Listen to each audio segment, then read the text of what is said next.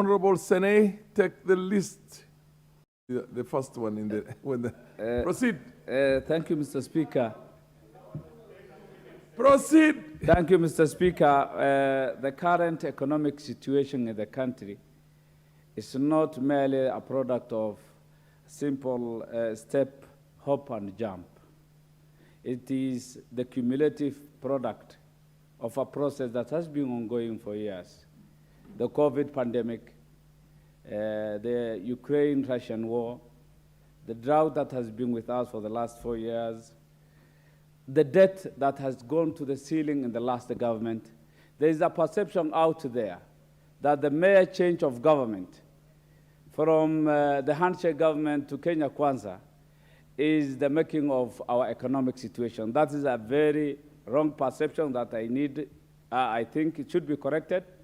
It is mismanagement that has been going under other vagaries like climate change. Mr. Speaker, this budget proposal attempts to reverse what has been going badly in the management of our economy from being entirely import dependent to at least be in the manufacturing league, however small. Mr. Speaker, the most discussed aspect of this budget proposal has been the issue of low-cost housing.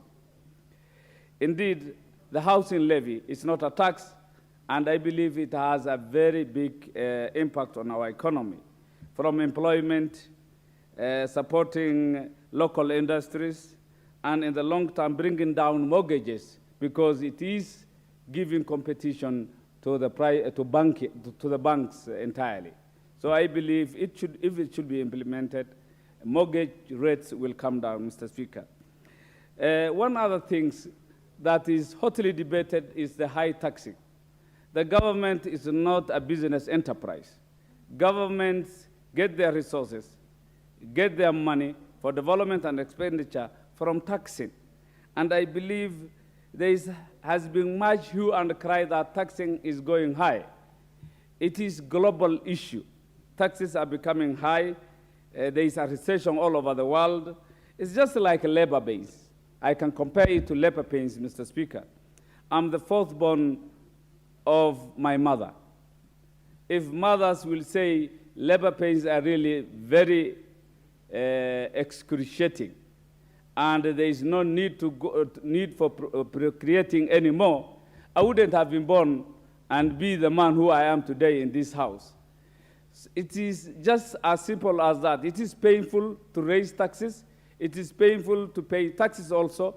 So I believe we have to bear with this and make sure that this country can at least collect the resources it so requires to make sure that we can have money for our expenditures and development. Mr. Speaker, on the budget, there's much good things, including agriculture, to incentivize production than the case of subsidies in the previous government, so that there is much value addition and we can grow crops so that we can be food secure than being importers of food, Mr. Speaker. One other thing is the commitment on equalization.